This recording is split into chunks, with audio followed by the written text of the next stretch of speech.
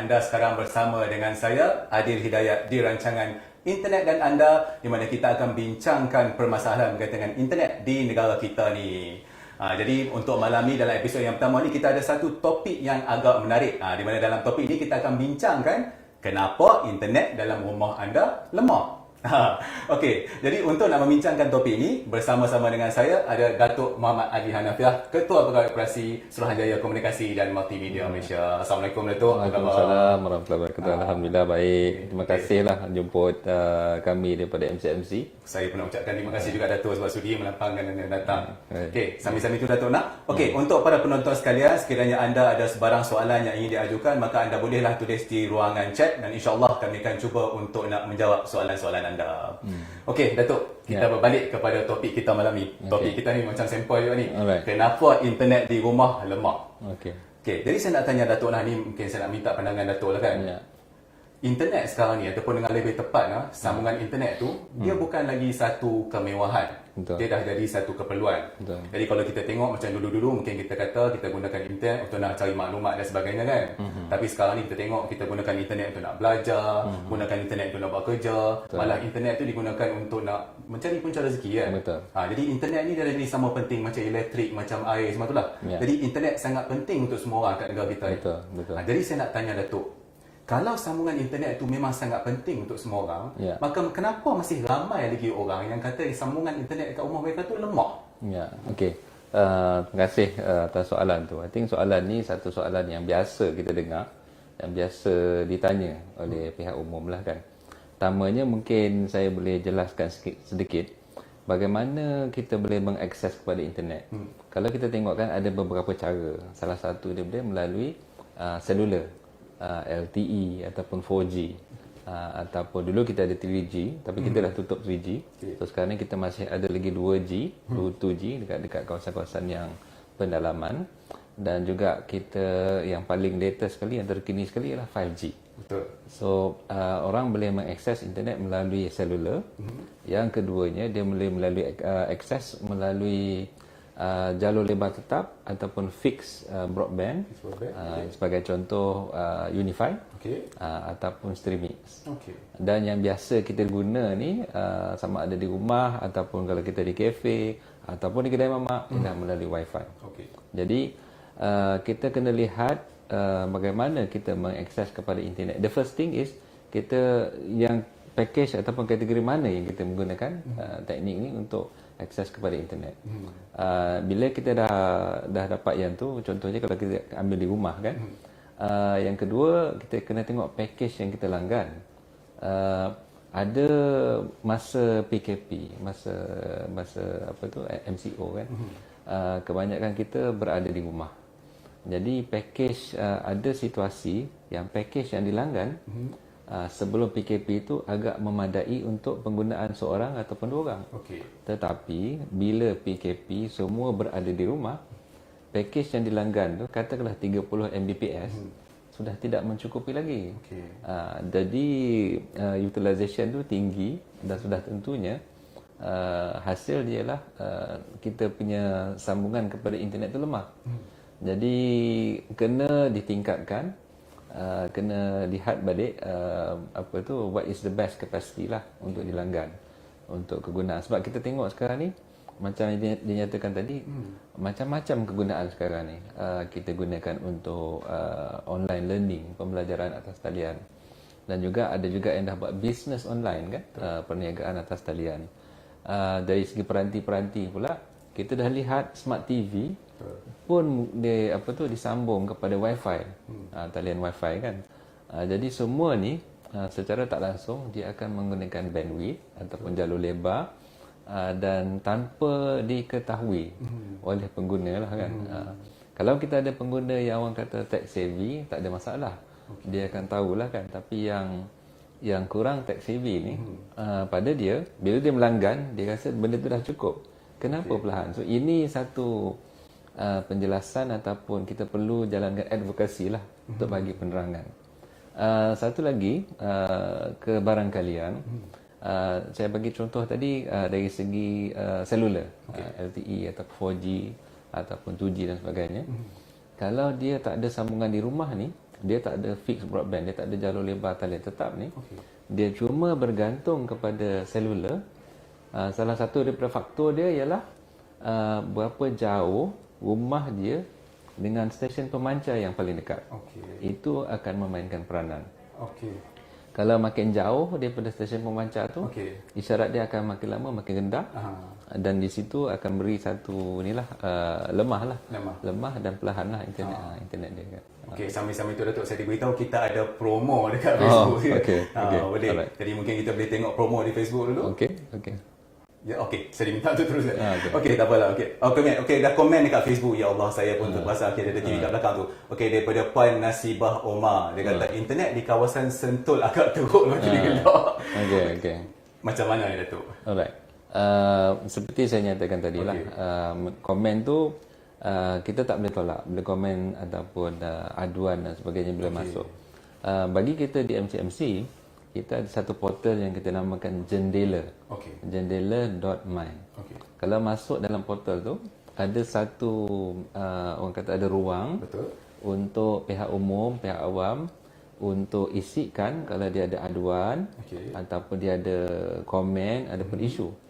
Salah satu daripada contoh dia macam ni tadi lah. Dia kata internet di kawasan Sentul tu teruk, dia kata kan. So bila dia letakkan dalam tu, kita akan majukan kepada pihak telco. Pihak telco akan meneliti. Ada beberapa kali yang bila kita analisa, mungkin di Sentul tu, mungkin puan tadi tu dia melanggan ataupun subscribe kepada satu SP lah. Contoh dia mungkin Celcom. Tetapi dekat menara pemancar yang dekat dengan kawasan dia, Celcom tak ada. Mungkin ada Digi, mungkin ada Maxis, mungkin ada U-Mobile. Itu satu kebarangkalian lah. Kalau terjadi kes yang itu, kita akan hubungi pihak Celcom dan kita minta dia adakan dia punya dia punya transmitter lah dekat menara tu supaya akan beri liputan ke situ lah. Tapi kalau biasanya kalau macam tu kan Datuk kan, macam berapa lama biasanya masa yang diambil untuk nak menyelesaikan isu-isu macam tu? Ada ada ketika kalau dia perlu untuk menambah peralatan, mungkin akan ambil masa 2 hingga 3 bulan. Kalau menara sedia ada, boleh menampung peralatan yang baru. Ada ketika yang dia akan melihat kat mana stesen pemancar yang paling dekat. Dia akan what is being used, dia akan optimize. Dia akan tambah power, increase the signal strength, the transmission power dan sebagainya. Itu in terms of weeks saja, dalam masa minggu saja dia akan selesai. Kalau yang dimaksudkan internet teruk ni adalah talian tetap, kita nak tengoklah sama adakah puan tu menggunakan teknologi lama seperti Streamix. Streamix ni satu teknologi yang lama kan. Kita memang dah minta pengguna ni, pihak awam ni migrate kepada Unify lah. Sebab bila kata Unify ni dia fiber base. Kalau fiber ni insya-Allah dari segi kualiti dia cantik dan dia laju dan bandwidth pun tinggi. Berbalik kepada tadi kita jawab soalan yang pertama tu kan, saya tertarik Datuk kata mungkin sebelum masa PKP hari tu pelan yang dilanggan tu kira mencukupi lah dengan apa yang dah ada. Jadi kita ambil contoh lah, katakanlah dekat rumah saya melanggan pelan internet mungkin 30 megabit per second. Tapi lepas dah jadi PKP, dah jadi macam-macam, yang mana saya kena kerja kat rumah, mungkin isteri saya pun kena kerja kat rumah, anak-anak kena belajar semua kan. Jadi keperluan internet tu dia jadi makin besar. Tapi masalahnya mungkin saya tak mampu untuk nak melanggan ketepelan yang lebih tinggi untuk nak menampung keperluan saya tu kan. Jadi kalau dalam kes macam tu, apa alternatif yang macam orang-orang macam saya ni ada? Semasa PKP tu kita telah bekerjasama dengan pihak-pihak telco supaya mereka dapat memberi kapasiti percuma sebanyak 1 gig, 1 GB untuk satu hari. So dalam satu bulan dia boleh dapat 30 GB lah. Yang diperuntukkan data ni adalah untuk digunakan untuk aplikasi productivity lah. So pihak awam ataupun pihak umum boleh gunakan untuk online learning, untuk menggunakan untuk meeting, virtual meeting dan sebagainya lah. Itu salah satu yang kita kerjasama dengan pihak telco dan saya dimaklumkan sampai ke hari ini masih ada lagi. Dari segi pihak Celcom, Digi, Maxis dan U-Mobile. Masih diberikan lagi? Masih diberikan lagi. Okey. Yang kedua, kita akan kita akan melihat ada beberapa perkhidmatan Wi-Fi community yang diadakan, sama ada daripada pihak MCMC sendiri ataupun daripada pihak telco lah.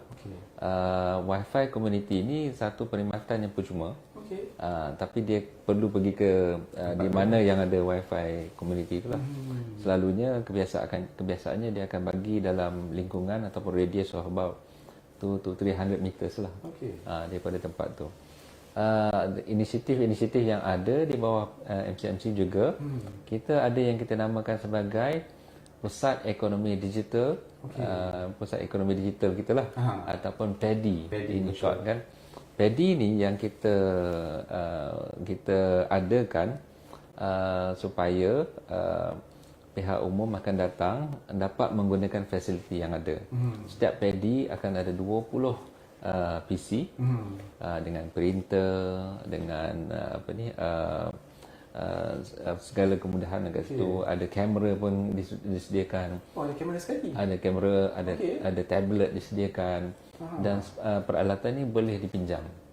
Maksudnya boleh dibawa balik lah. Boleh dibawa balik. You have to register and so far, dan boleh dipinjam lah.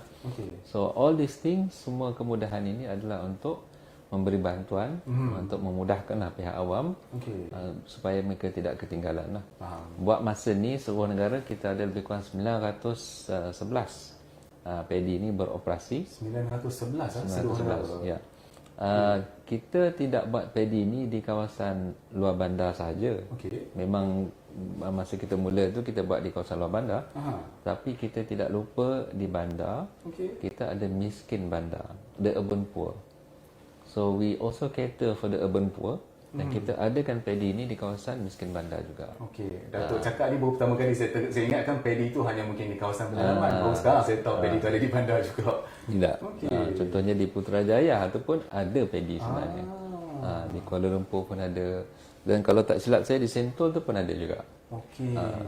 Jadi tak ketinggalan juga lah. Maksudnya sama rata lah untuk semua orang lah.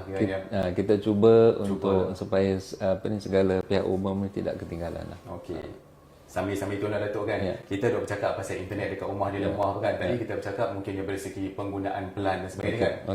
Lepas tu saya perasan tau, kalau saya pergi tengok contohnya dekat social media, saya masuk dekat grup-grup ni mana pengguna-pengguna ISP dan telefon dan sebagainya ni, mereka banyak orang kata apa meluahkanlah orang kata apa mungkin isu-isu dan sebagainya kan. Jadi bila mereka berkongsi masalah internet dekat sana tu, saya perasan ada orang bila mereka cuba nak membantu kan, dia kata mungkin masalah internet yang dihadapi oleh pengguna ni disebabkan oleh peranti. Maksudnya benda yang digunakan oleh pengguna tu.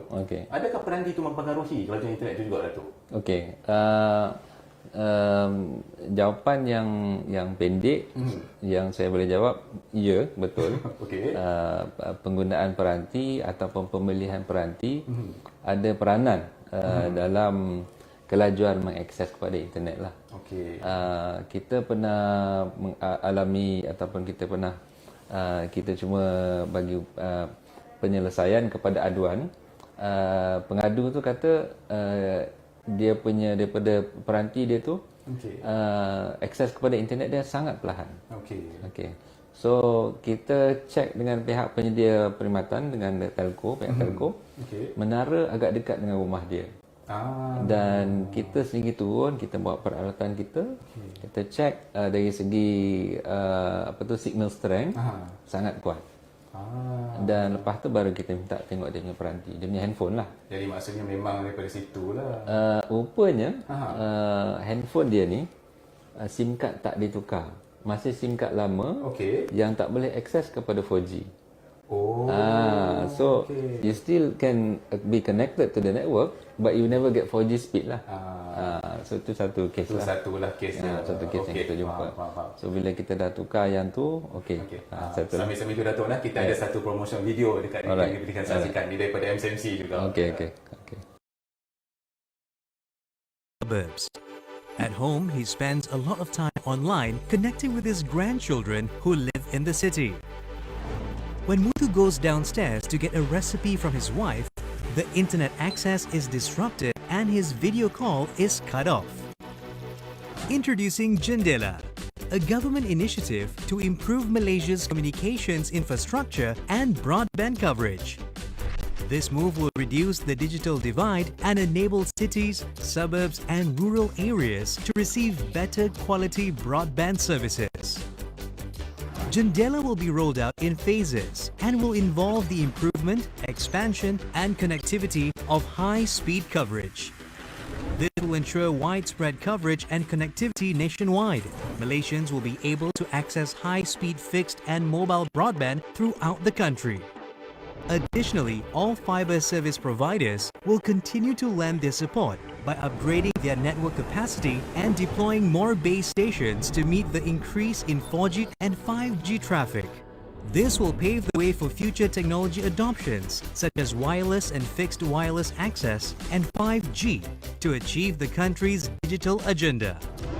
With Jendela increasing the reach of fiber optic services, Mutu can upgrade his internet services and get the latest internet hardware such as mesh Wi-Fi. He will be able to surf the internet anywhere in his house without any service disruption. This digital transformation will raise the people's economic status and advance the country's socio-economic progress.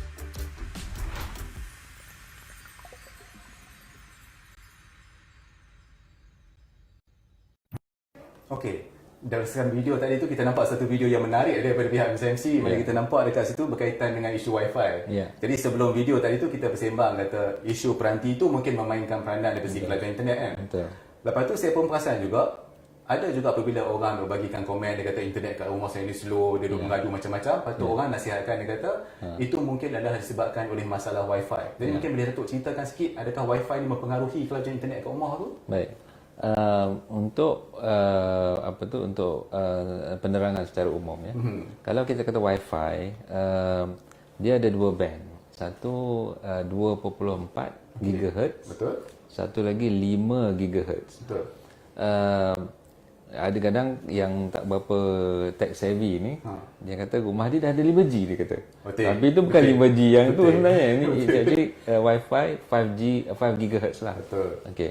Untuk 2.4 ataupun 2.4 GHz ni, dia akan bagi satu liputan yang agak jauh, tapi dia punya kelajuan dia tak selaju manalah. It's not as fast. Kalau yang 5G 5 GHz tu, liputan dia tak jauh sangat, tapi dia akan bagi satu akses kepada internet yang agak laju. Okey. Dari segi kadar dia lah. Okey. Kemudian tu teknologi terkini kita ada nama Wi-Fi 6, Wi-Fi 6. Betul. Yang kita di pihak MCMC kita telah pun meluluskan untuk penggunaan. Dan sekarang ni pihak umum boleh pakai lah. Sambil-sambil Datuk, kita ada komen satu ni daripada Encik Ashrul Muzaffar Muhammad. Dia kata kadang-kadang kena tengok jenis peranti juga. Ni komen beliau. Kalau guna phone second hand model 10 tahun lepas, maka mungkin ada masalah sini. Macam apa yang Datuk dah cakap tadi kan. Memang peranti tu mendatangkan input lah kepada kelajuan internet. Betul. Okey. Bercakap pasal tadi kita duk cakap pasal Wi-Fi tadi kan, Datuk ada beritahu tentang penggunaan 2.4 GHz, 5 GHz, padu kedudukan dan isu kan. Jadi kalau macam katakanlah pengguna dekat luar tu dia ada masalah dengan Wi-Fi, maksudnya penggunaan rangkaian Wi-Fi kat rumah dia, maka apa yang dia boleh buat untuk nak mengatasi masalah tu? Okey. Kita syorkan satu ialah elok dia hubungi penyedia perkhidmatan dia, supaya penyedia perkhidmatan dia boleh datang.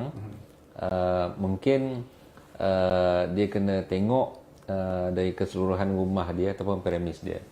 Ada situasi yang premis dia tu sampai 2 tingkat ataupun 3 tingkat.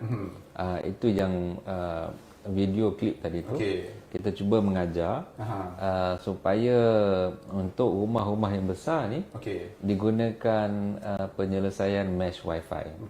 Apa yang dimaksud dengan mesh Wi-Fi? You ada router you dan dia akan collect isyarat ataupun signal daripada router you. Dia seolah-olah dia ada repeater.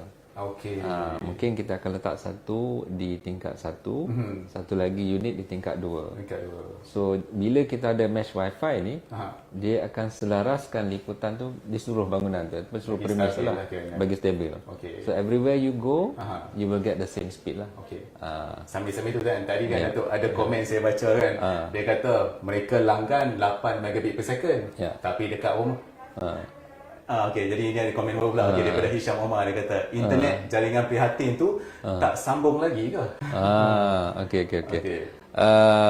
Jaringan prihatin, kita ada a few packages. Okey. Jaringan prihatin ni saya kena semak balik, saya kena check balik.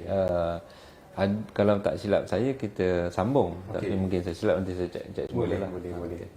Okey, jadi saya tertarik juga dengan kata package yang apa ni, penggunaan mesh wifi tadi kan. Okey. Jadi saya nak tanya Datuk, kalau kita sekarang mungkin yang menceraskan apa yang Datuk kata tadi, salah satu penyelesaian untuk masalah wifi dekat rumah ni Ya. adalah dengan menggunakan mesh wifi. Ya.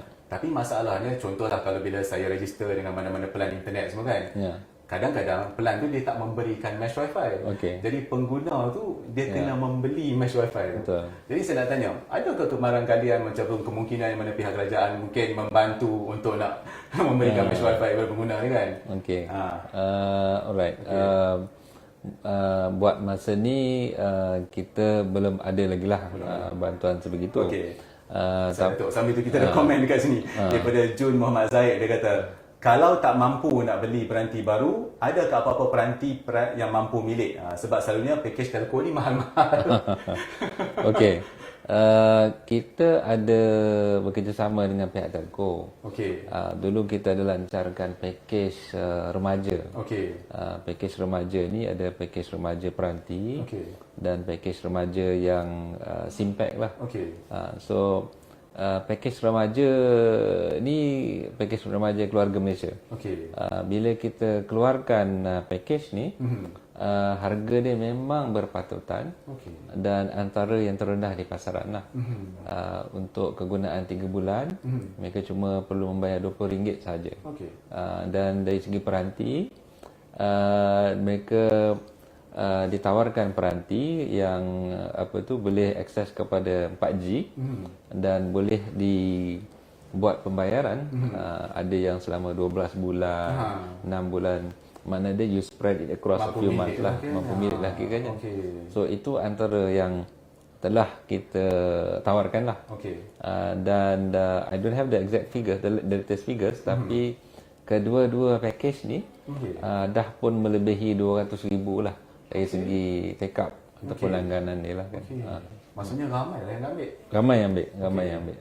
Sambil-sambil tu Datuk kan, Ya. tadi bila kita duk bincang pasal kenapa internet dekat rumah ni perlahan, lambat ataupun slow ni kan. Ya.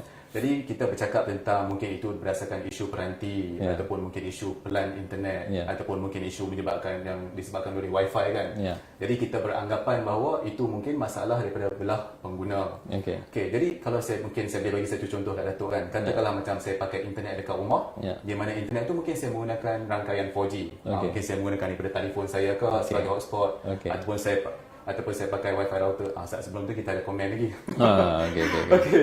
Jadi ini ada komen daripada Iqbal Ikhwandi. Dia kata kadang-kadang ada kes telco over promise atau charge tersembunyi. Dia kata kesian pengguna boleh ambil tindakan. Jadi persoalan beliau adakah boleh diambil tindakan daripada telco? Okey. Gini ya, kita pun pernah diajukan soalan ataupun situasi yang begini. Isu dia bila kita nak melanggar, biasanya postpaid lah. Kalau prepaid tu lain kan. Kalau postpaid kan, borang diberi, dia ada macam small imprint dekat situ kan.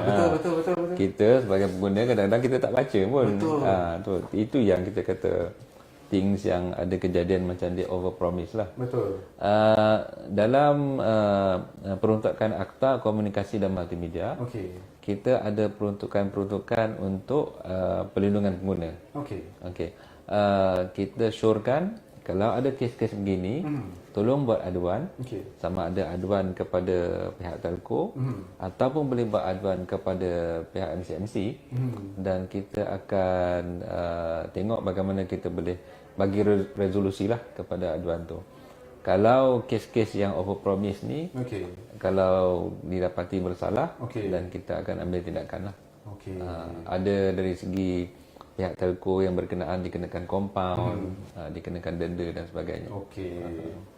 Sebenarnya kan Datuk kan, kita ni duk bersembang pasal masalah internet dekat rumah, masalah pasal isu kelajuan internet wifi semua kan. Ya. Sebenarnya Datuk tahu tak kita ada satu masalah lagi. Oh, apa dia tu?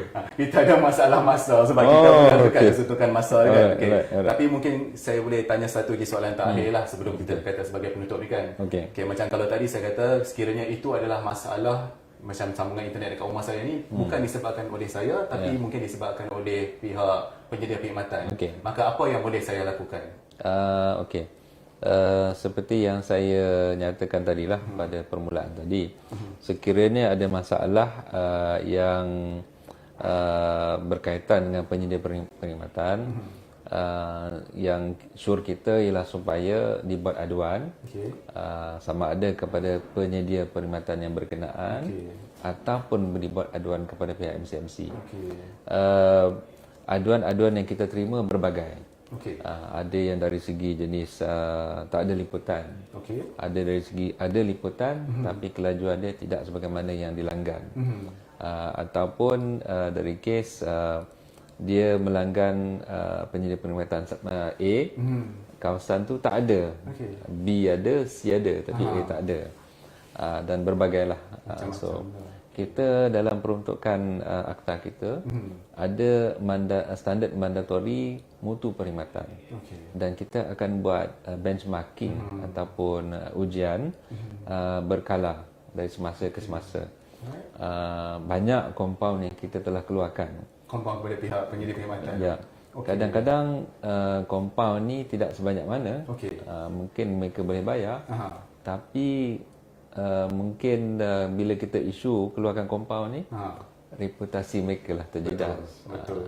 So daripada situ kita bila keluarkan compound, bila kita keluarkan tindakan ni, kita nakkan mereka buat improvement lah.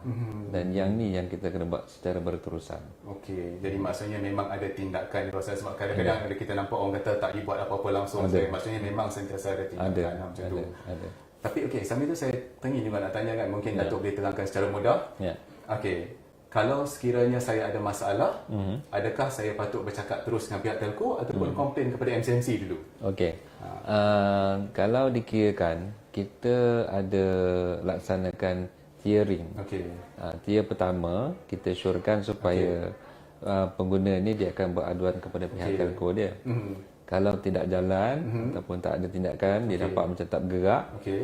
Tier kedua kita ada forum pengguna. Okey. Dia boleh pergi kepada forum pengguna. Okey. Dan yang ketiga barulah dia datang ke MCMC. Okey. Walau bagaimanapun, kalau datang ke MCMC terus pun kita tetap ambil tindakan Tetap juga. ambil tindakan juga.